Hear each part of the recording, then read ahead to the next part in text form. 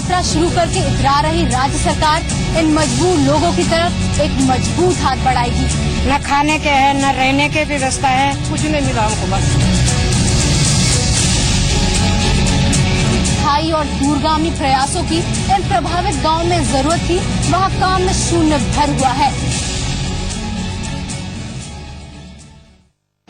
नमस्कार, हमारे इस खास पेशकश में आपका बहुत बहुत स्वागत है। मैं हूं शिल्पा पुंडी। इस समय हम हैं देवभूमि उत्तराखंड में। बीते साल देवभूमि में आई प्राकृतिक आपदा में यहाँ के हजारों लोग बेघर हुए, सैकड़ों गांव तहस नहस हो गए। ऐसे में सरकार की सबसे बड़ी प्राथमिकता थी बेघर हुए लोगों का पुनर्वास और प्रभावित क्षेत्रों का पुनर्निर्माण। लेकिन बीते एक साल में यहाँ कितना काम हुआ है? क्या बेघर हुए लोगों की जिंदगी पटरी पर लौट आई है? ऐसे ही प्रभावित गांव का रियलिटी चेक करेंगे हम अपने इस खास पेशकश में।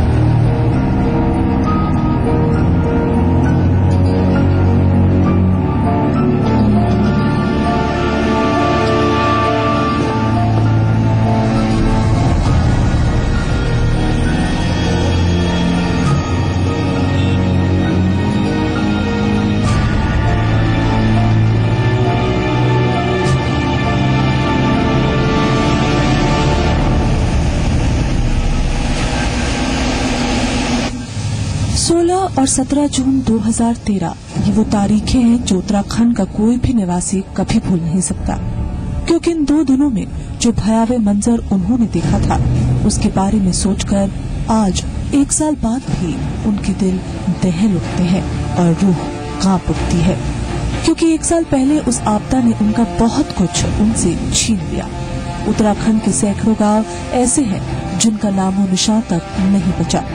पर क्या त्रासदी के 1 साल बाद एक बार फिर वहाँ के लोगों की जिंदगी सामान्य हो पाई है? तो आपको बता दें कि अभी तक आपदा प्रभावित कई गांव मूलभूत सुविधाएं पाने में असमर्थ हैं। ऐसे ही गांव में जी मीडिया की टीम पहुंची और यकीन मानिए आज भी कई गांव ऐसे हैं जिनकी स्थिति दयनीय है। इस समय हम मौजूद हैं विजयनगर में। अगस्त्यमुनि से करीब 1.5 किलोमीटर आगे ये क्षेत्र है और यहाँ पर हमें देखेंगे कि जो उत्तराखंड में त्रासदी आई थी उसके निशान अभी भी बाकी हैं। इस त्रासदी में पूरा 1 किलोमीटर रेडियस का ये पूरा क्षेत्र है, ये तहस नहस हो गया था। यहाँ पर सैकड़ों की संख्या में घर थे, दुकानें थी, धर्मशालाएं थी, जिनका नामो निशान यहाँ देखने को नहीं मिलता। और सबसे बड़ी बात है कि यहाँ पर 22 गांवों को जोड़ने के लिए बीच में एक ब्रिज था जो इस बाढ़ में तहस नहस हो गया है। एक राहत की बात जरूर है कि करीब 1 किलोमीटर की ये रोड गायब हुई थी, ये रोड बही थी बाढ़ में, जिसे बना लिया गया है। हालांकि लगातार पत्थर गिरते रहते हैं तो ये रोड अपने आप खिसक जाती है, लेकिन इतनी राहत की बात है कि गाड़ियों की आवाजाही होती रहती है और लगातार जो रोड टूटती है उसे रिपेयर कर दिया जाता है। लेकिन सबसे बड़ी परेशानी यहाँ दिखती है कि ये जो ब्रिज था, लाइफ लाइन इन 22 गाँव की, इसे ये तहस नहस हो गया है, जिसकी जगह ये टेम्परेरी ब्रिज बनाया गया है। तो अपने आप में देख सकते हैं कि अपने आज भी 1 साल होने को है, लेकिन हालात जो हैं इतने बदले नहीं हैं।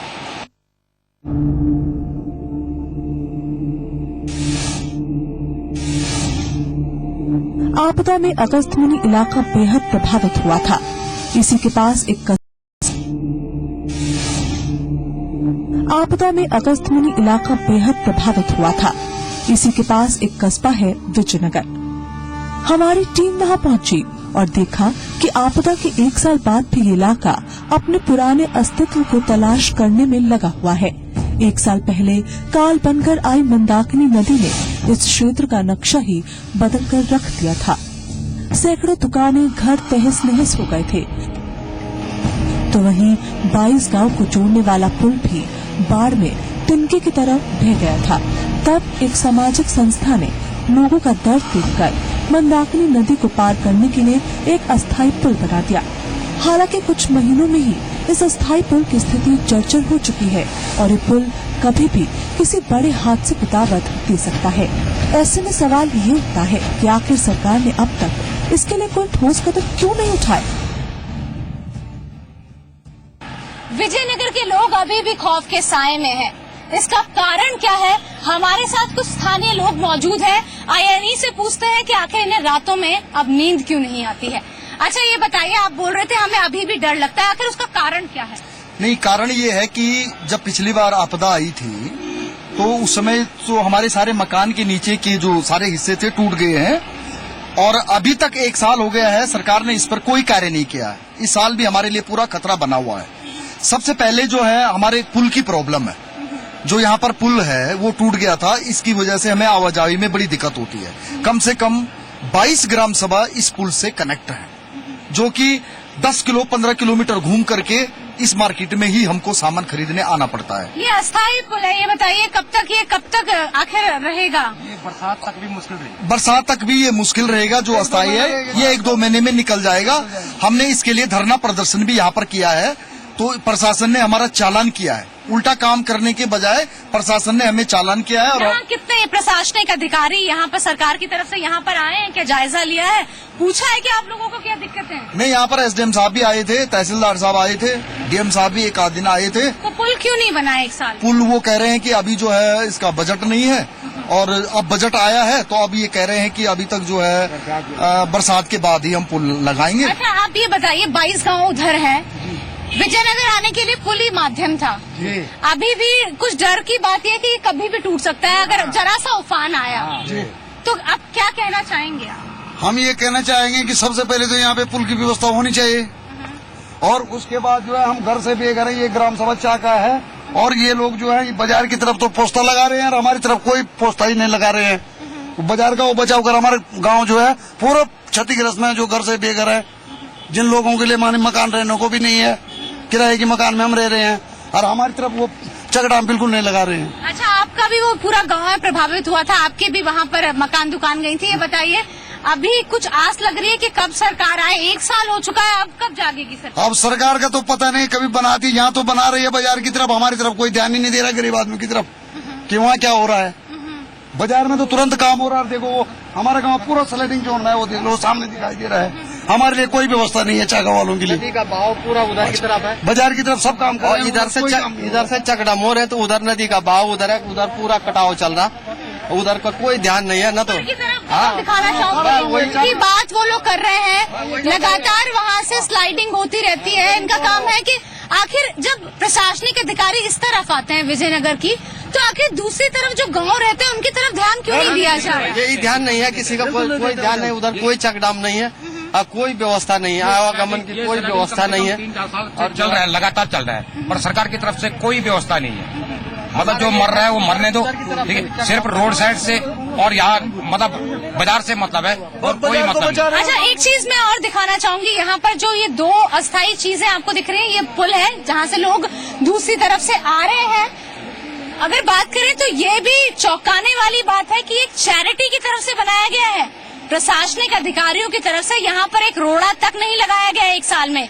साथ में बात करें जो पहले यहाँ पर दूसरे उधर के गांव को जोड़ने के साधन था वो ट्रॉली, उसे भी एक हरिद्वार की एक चैरिटी है जिसने वहाँ पर लगाया गया था। तो अब अंदाजा लगा सकते हैं कि 1 साल में जो इस पूरे क्षेत्र की लाइफलाइन थी वही टूट गई है। तो कह सकते हैं कि इसमें कुछ भी बदलाव नहीं आया है, लोगों की जिंदगी कह सकते हैं वही ठहर गई है जिस समय आपदा आई थी। विजयनगर में बना पुल 22 गांव की लाइफलाइन था। पुल के जरिए यहाँ के लोग नदी पार करते थे और रोजमर्रा की जरूरतों की चीजें लाया करते थे। कुछ महीने पहले एक NGO ने अस्थायी पुल जरूर बनाया, पर लोगों का कहना है कि पुल की हालत अब इतनी खराब हो चुकी है कि बरसात में ये पुल किसी भी वक्त टूट जाएगा, क्योंकि बरसात में नदी का उफान पड़ जाता है। इससे पहले भी गांव वाले पुल की कई बार मरम्मत करा चुके हैं। जी मीडिया की टीम ने भी इस पुल को पार किया, लेकिन यकीन मानिए ये आसान नहीं रहा।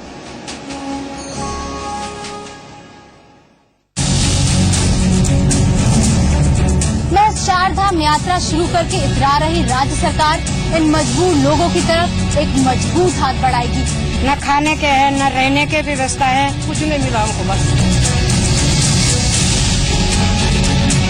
अस्थायी और दूरगामी प्रयासों की इन प्रभावित गांव में जरूरत थी, वहां काम में शून्य भर हुआ है।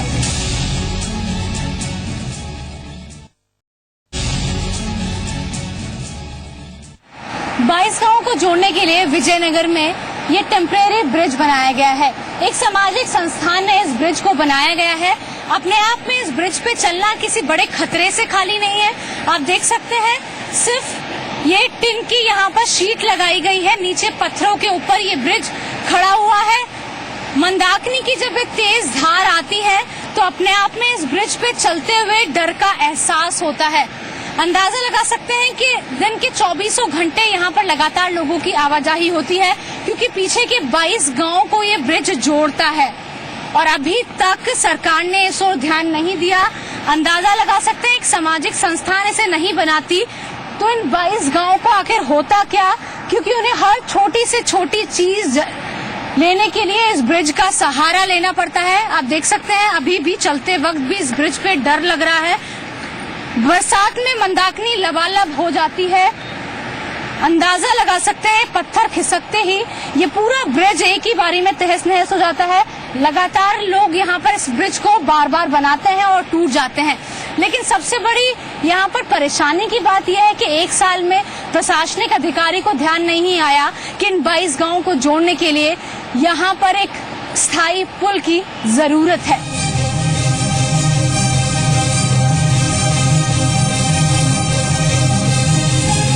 विजयनगर के लोगों के लिए पुल उनकी जीवनचर्या का एक अहम हिस्सा हुआ करता था। आज अस्थायी पुल है, लेकिन गांव के लोगों का कहना है कि जब मंदाकिनी का बहाव तेज हो जाता है, उन्हें करीब 15 किलोमीटर पैदल चलकर विजयनगर आना पड़ता है, क्योंकि पुल को पार करने में उन्हें बहुत डर लगता है। वो भी बीच में टूट रखी है और वो पुल टूट जाए तो यहाँ से ऊपर से होके आना पड़ता है, बहुत दिक्कत होती है यहाँ पे। और हाँ, यहाँ पे खतरा भी बहुत है ना, थोड़ी सी बारिश आने पर टूट जाते हैं ना, यहाँ खतरा बहुत है। हम वहाँ से आते हैं ना, एक रास्ता वहाँ ऊपर है, बहुत चलना पड़ता है ना वहाँ से। लगाएंगे पुल लगाएंगे, ऐसा करेंगे, इतने आपदा आई, मकान टूटी, सब कुछ टूटा, हमारे यहाँ सड़क टूटी, कुछ नहीं मिला हमको। बस ये बैठ जाए, ट्रॉली बैठ जाए, ये सारा भूत बैठ जाए तो क्या किस रास्ते जाते, वहाँ से वहाँ जाएंगे, वहाँ से तब यहाँ से आएंगे यहाँ। जी मीडिया की टीम को इस रास्ते में कई लोग ऐसे भी मिले जिनके घरों को इस तबाही ने काफी नुकसान पहुंचाया था। इस समय ये घर एकदम जर्जर हो चुके हैं, पता नहीं कब कोई अनहोनी हो जाए। ये मकान जिन पहाड़ियों पर है, वहाँ जबरदस्त कटाव हो चुका है। ऐसे में इन लोगों को प्रशासन से मदद की उम्मीद थी, लेकिन उन्हें क्या मिल पाया, उन्हीं से जानते हैं। मुआवजा मिला है कि नहीं मिला? मुझे तो कोई मुआवजा नहीं मिला। मतलब सरकार से काफी वो किया, उन्होंने बोला जो मकान पीछे से टूटा हुआ है, पूरी दरारें पड़ी हुई है। अब आप अंदर कमरे में देखोगे, अंदर वाले कमरे तो पूरे टूटे हुए हैं वहाँ। ठीक, तो पर मतलब सरकार क्या बोलती है कि जब तक पूरी क्षतिग्रस्त नहीं है, पूरा मकान पूरा नीचे नहीं गिरा हुआ, तो तब तक कुछ नहीं मिलेगा। तो हमें तो एक भी पैसा अभी तक नहीं मिला, न ही किसी ने सुना है। ऊपर से आप देखो तो ऊपर से पूरा स्लाइडिंग चल रहा है, मकान पूरी मतलब नीचे से पूरा ध्वस्त हो चुका है। विजयनगर के हालात बद से बदतर हो गए।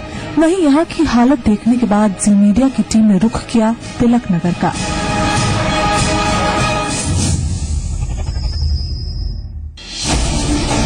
तिलक नगर 2 किलोमीटर में फैला है और इस रास्ते पर जाते जाते ही हमें ये एहसास हो गया कि इस जगह पर आपदा क्या मुसीबत लेकर आई होगी। 1 साल बाद भी आपदा के निशान यहाँ पर मिल जाएंगे। आप जरा स्कूल को देखिए, मंदाकिनी के तेज बहाव की वजह से ये स्कूल एकदम तहस नहस हो गया था। इस समय हम तिलक नगर में मौजूद हैं और पिछले साल जो आपदा आई उसमें यहाँ का एकमात्र इंटर कॉलेज तहस नहस हो गया। 12वीं तक ये पूरा विद्यालय था। आप देख सकते हैं किस तरह से कितनी बुरी हालत में अब ये मौजूद है। और साथ में अगर बात करें तो आसपास के करीब 25 गांव के बच्चे यहाँ पढ़ते थे। जैसे कि हम आसपास के अगर गांवों की बात करें तो यहाँ पर तिलवाड़ा, हरियाली, डांगी, सुमाड़ी ऐसे गांव थे जहाँ के बच्चे यहाँ आके पढ़ते थे। अब अंदाजा लगा सकते हैं कि कितनी बुरी स्थिति में ये पूरा विद्यालय है। लेकिन 1 साल के अंदर प्रशासन ने क्या काम किया है, किस तरह से विद्यालय बनाया है, इसकी भी आगे की आपको तस्वीर दिखाते हैं।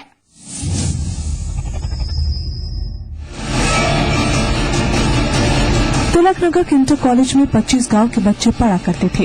वो स्कूल तो अब नहीं बचा, लेकिन बच्चों की पढ़ाई जरूरी है, इसलिए स्कूल का फिर से निर्माण बेहद जरूरी था। अब हम उत्सुक थे ये जानने के लिए कि आखिर 1 साल बाद क्या हुआ है, बच्चों के लिए नया स्कूल बन पाया और क्या शासन प्रशासन ने इस ओर कोई ठोस कदम उठाए। 1 साल पहले तिलक नगर का इंटर कॉलेज आपदा में जो तहस नहस हुआ था, 1 साल बाद अब किस तरह का निर्माण है आपको दिखाते हैं। आप देख सकते हैं यहाँ पर टिन के ये क्लासेस बना दिए गए हैं, जो बरसात में जो बच्चे आते हैं उनके लिए बहुत ज्यादा परेशानी हो जाती है और बड़ी शर्मनाक लगता है कि 1 साल हो गए हैं, अब भी जो स्कूल जहां पर 25 गांव के बच्चों का भविष्य जुड़ा हुआ है, उसे लेकर सरकार कितनी लापरवाह है।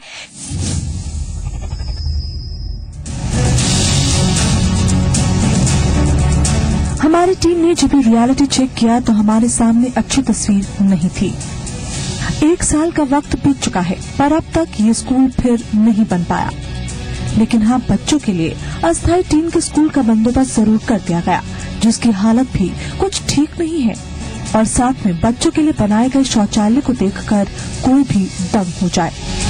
सरकार से उम्मीद है कि वो जल्दी से जल्दी कोई बिल्डिंग तैयार करे, जिससे कि बच्चों को कोई नुकसान न हो।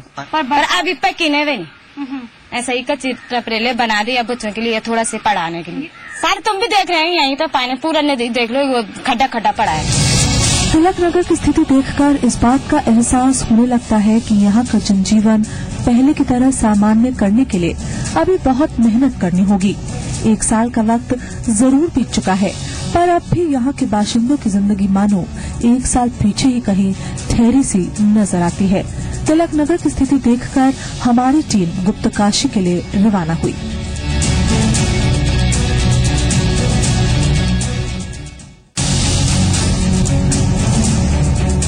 चारधाम यात्रा शुरू करके इतरा रही राज्य सरकार इन मजबूर लोगों की तरफ एक मजबूत हाथ बढ़ाएगी। न खाने के है, न रहने के व्यवस्था है, कुछ नहीं मिला हमको। बस स्थायी और दूरगामी प्रयासों की इन प्रभावित गांव में जरूरत थी, वहाँ काम में शून्य भर हुआ है।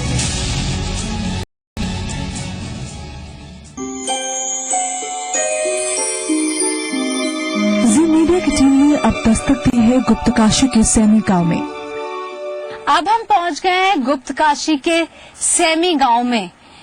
पिछले साल आई आपदा में सैमी गांव के 19 घर तहस नहस हो गए। आपको मैं नजारा दिखाना चाहूंगी। आप देख सकते हैं यहाँ पर उन्होंने अपनी पूरी जो गृहस्थी थी वो जमाई थी।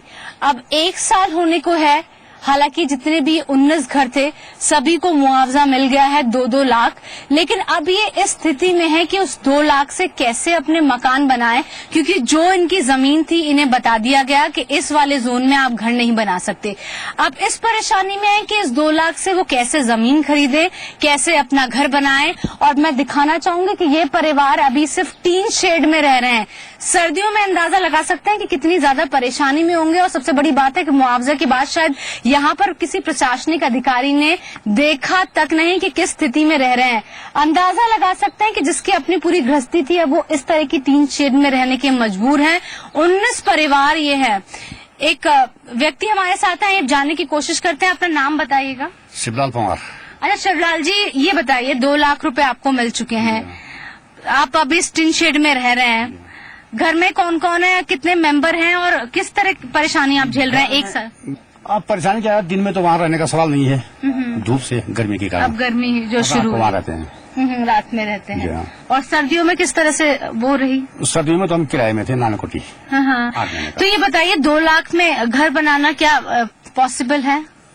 2 लाख में कहाँ, 10-12 लाख में तो जमीन मिलेगी। तो जमीन कहाँ से 2 लाख में मकान? और घर आपका ठीक ठाक बना हुआ था यहाँ पर? ठीक ठाक है, ये देखने की बात है। ये है मेरे मकान पली तरफ से, इसके पली तरफ से। तो सारी जमा पूंजी लगा दी? हाँ, जीवन भर के हमने अपनी कमाई तो वहाँ लगा दी, हो गया छुट्टी। तो ये परिस्थिति है यहाँ पर, जमा पूंजी लगा दी थी। अच्छा खासा इनका घर था, मैं दिखाना चाहूंगी। यहाँ पर अपना जितनी जमा पूंजी थी सब लगा दी थी। अब इस परेशानी में है कि किस तरह से 2 लाख में वो घर बनाए। अब इस परेशानी में है कि गर्मियों के वक्त इन टी शेड में रहा नहीं जाता, सर्दियों के समय ये बहुत ज्यादा सताती हैं। अब 1 साल में इतना सुधार आया है, उम्मीद यही कर रहे हैं कि अब इन लोगों की सुने और आगे जल्द से जल्द इन लोगों को सहायता पहुंचाए। यहाँ जो देखा वो भी कम हैरान कर देने वाला नहीं था। 1 साल पहले आई आपदा में सैमी गांव के 19 आशियाने तबाह हो गए थे। आज भी ये सभी परिवार टीन शेड में रहने को मजबूर हैं। सरकार की तरफ से आपदा में घर टूटने पर 7 लाख का मुआवजा देने का वादा किया था, लेकिन यहाँ के लोगों का कहना है कि 1 साल का वक्त बीत चुका है, पर उन लोगों को 7 लाख में से 2-2 लाख ही मिले हैं। उनका कहना है कि बरसात में पानी पूरे घर में घुस जाता है और गर्मियों में टीन के बने घर में रहना और भी मुश्किल हो जाता है। बहुत अच्छा घर है हमारे, सब लाख पैसा हमने सब नौकरी गए हैं, पैसा हम ताला गए हैं। अब कहाँ जाना है हमने, क्या रहने, ये बहुत परेशानी, वो रात नहीं गर्म दिन नहीं गर्म है, ठंडों बाद सब ठंडे मत कहा बहुत ठंड लगे थे। सरकार ने क्या दिया, 2 लाख दिए थे, 2 लाख में मकान बन जाएगा, 2 लाख में हम क्या खाएंगे। हमारे पास तो नाज न अन्न नहीं, धन नहीं, जो थे हमारे वो तो सब चले गए। सरकार से तो ऐसे कह रहे हैं कि हमारे तो अब न मकान है, न खेत है, न खाने के है, न रहने की व्यवस्था है, न पानी के है, न बिजली के है। देख लो हमारे घर में कहाँ है बिजली, हमारे लिए तो कुछ भी नहीं है। सैमी गांव की गीता देवी का भी अलग ही दर्द है। गीता देवी के परिवार में उनके पति, 2 बच्चे और बूढ़ी माँ है। बाढ़ में गीता देवी का घर तहस नहस हो गया था। जीवन भर की कमाई लगाकर उन्होंने अपने सपनों का आशियाना बनाया था, लेकिन अब वो टीन के शेड में रहने को मजबूर है। जहां गीता देवी का घर था, उसे सरकार ने डेंजर जोन भी घोषित किया हुआ है। सरकार से मुआवजे की पूरी रकम मिलने के बाद गीता देवी अगर कहीं और घर बनाती हैं, तो उन्हें अपने खेत भी छोड़ने पड़ेंगे। ऐसे में जरा सोचिए कि सिर्फ खेती पर निर्भर इस परिवार की माली हालत आखिर क्या होगी। क्या मिला, 2 लाख रुपए मिले। अब टीन शेड में रह रहे, टीन शेड में पहले ठंड हुई, ठंडियों में गर्मी में अब गर्म हो रहा है। इतना था पूरी मकान टूट गई। हमारी टीम ने विजयनगर, तिलकनगर और सैमी गांव को देखा। 1 साल बाद उनकी स्थिति को नजदीक से जानने की कोशिश की और ये पाया कि आज भी यहाँ के लोग परेशान हैं और जीवन यापन को कैसे सुधारा जाए इसी सोच में है। पर बड़ा सवाल ये कि आखिर इन लोगों का इंतजार और कितना लंबा है। शासन और प्रशासन आखिर कब तक इनके लिए इंतजाम मुहैया करा पाता है, ताकि एक बार फिर पटरी पर लौट आए जिंदगी। आपदा में प्रभावित हुए गांव में बेशक सरकार ने कुछ फौरी तौर पर अस्थायी व्यवस्था की है, लेकिन जिन स्थायी और दूरगामी प्रयासों की इन प्रभावित गांव में जरूरत थी, वहां काम में शून्य भर हुआ है। हम उम्मीद करते हैं कि हमारी ये रिपोर्ट देखने के बाद महज 4 धाम यात्रा शुरू करके इतरा रही राज्य सरकार इन मजबूर लोगों की तरफ एक मजबूत हाथ बढ़ाएगी। हमारी इस खास पेशकश में बस इतना ही। धन्यवाद।